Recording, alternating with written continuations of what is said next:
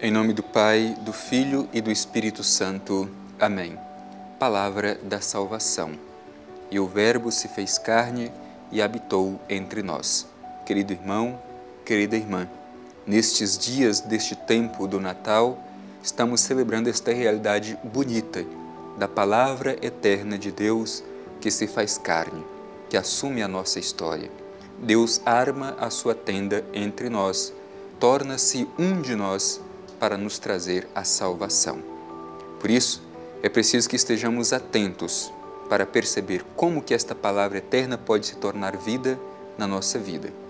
Te convido, meu irmão, te convido, minha irmã, a mais uma vez permitir que esta palavra se faça morada no seu coração. Deixemos que Deus nos fale. Escutemos a mensagem do Evangelho dirigida a cada um de nós no dia de hoje.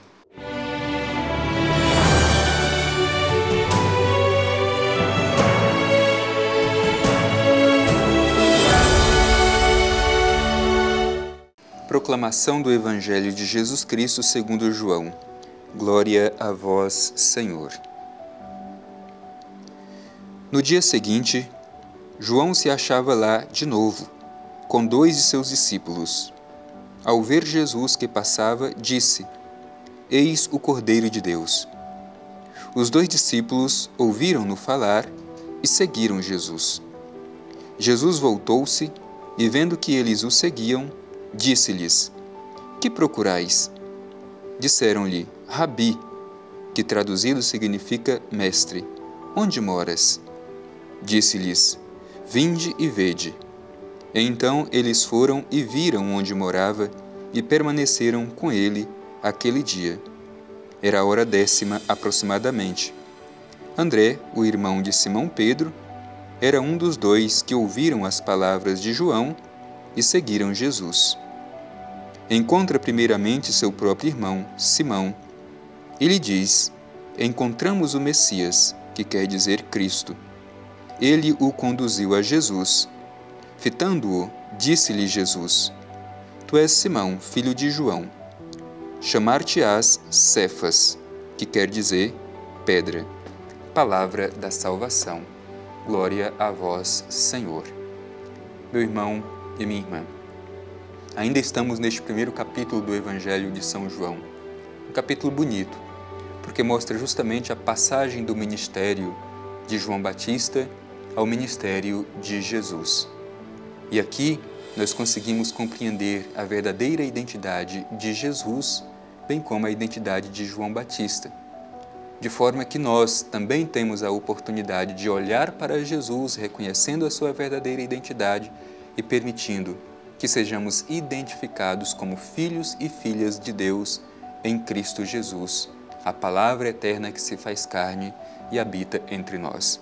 Por isso vamos com toda alegria e esperança fazer a reflexão deste Evangelho com o profundo desejo de que ele nos encoraje a continuar aquele mesmo testemunho dado por João Batista no mundo onde nós vivemos. O Evangelho começa dizendo assim: No dia seguinte, João se achava lá de novo com 2 de seus discípulos. Ao ver Jesus que passava, disse: Eis o Cordeiro de Deus. João já havia testemunhado Jesus com suas palavras, mas agora ele apresenta Jesus pessoalmente aos seus discípulos. E é bonito porque a gente percebe que o Evangelho mostra a missão de João, que faz com que aqueles que o seguiam agora passem a serem seguidores de Jesus. Deixam de ser discípulos de João para serem discípulos de Jesus. É Jesus o verdadeiro mestre. E João faz esta passagem de forma pedagógica com os seus discípulos, apresentando Jesus. O Evangelho diz que João apresenta Jesus como o Cordeiro de Deus. Esta imagem é bonita. Eis o Cordeiro de Deus. Esta expressão evoca uma realidade bonita do Antigo Testamento. Se a gente se recorda, quando o povo de Israel saiu da escravidão do Egito e na celebração da primeira Páscoa, aspergiam as portas das casas com o sangue do Cordeiro. E este sangue que marcava as portas era sinal da salvação e da libertação divina.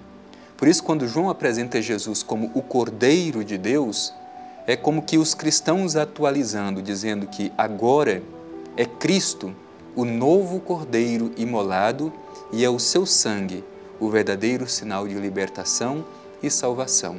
Assim como lá na saída do Egito para a terra prometida, o Cordeiro imolado era sinal desta libertação, da salvação, da escravidão para a libertação, agora para os cristãos é Jesus, o verdadeiro libertador.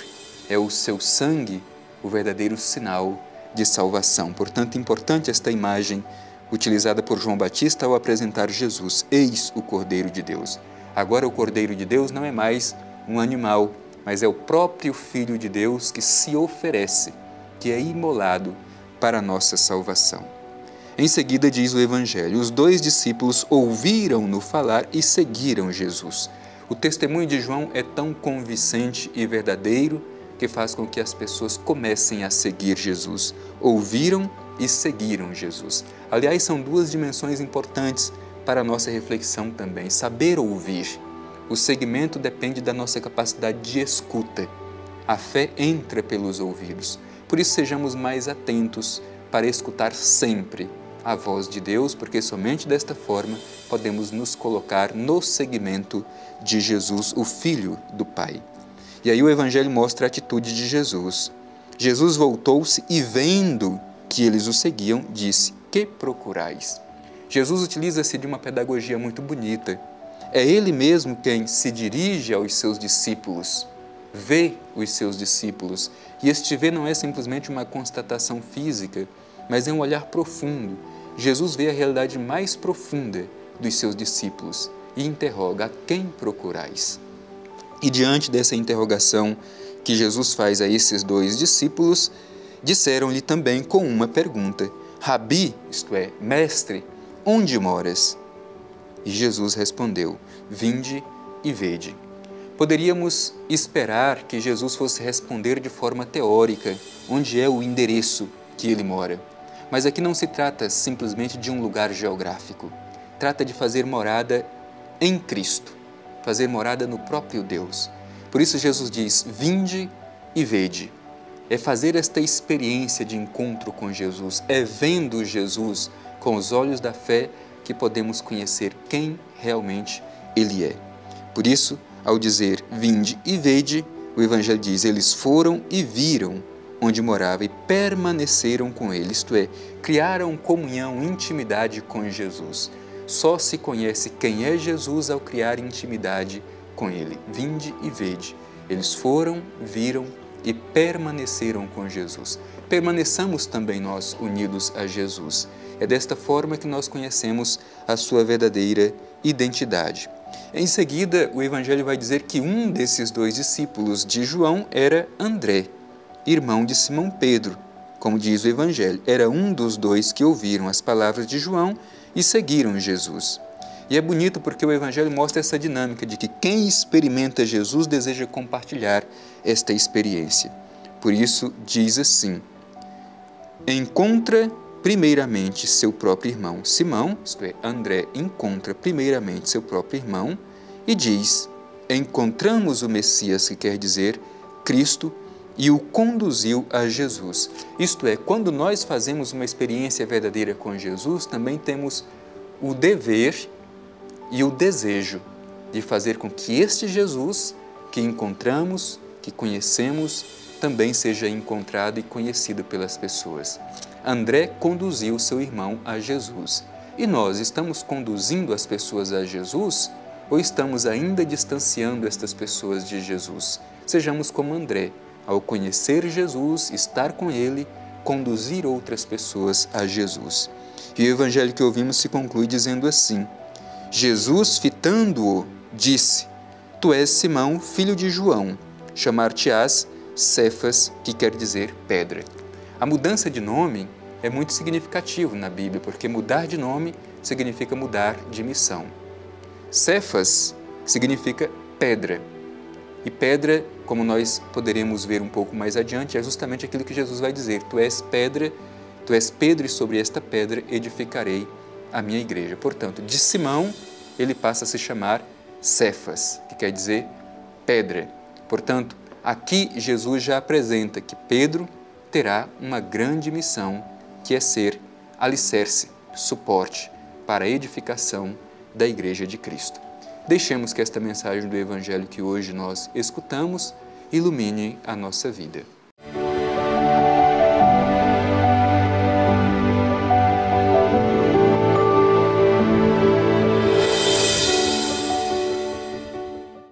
Mestre, onde moras? Vinde e vede. Eles foram, viram e permaneceram com Jesus.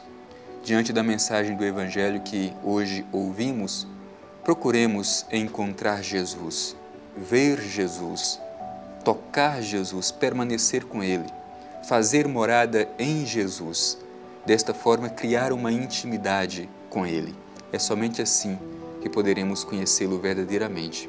E, sobretudo, pedimos a graça de saber conduzir as pessoas a Jesus, como fez André no Evangelho que ouvimos no dia de hoje. Dirijamo-nos ao Pai Eterno para concluir este momento em forma de oração. Divino Pai Eterno, Deus de bondade, como é bom estar diante de Ti e ouvir a mensagem do Evangelho de Teu Filho Jesus. Te pedimos, Pai Eterno, a força do Espírito, para que saibamos testemunhar Teu Filho Jesus ao fazer esta experiência de encontro, permanecendo com Ele, tocando-o. Que sejamos, ó Pai Eterno, fiéis à missão que de Ti recebemos para testemunhar Teu Filho Jesus. Assim seja. Amém.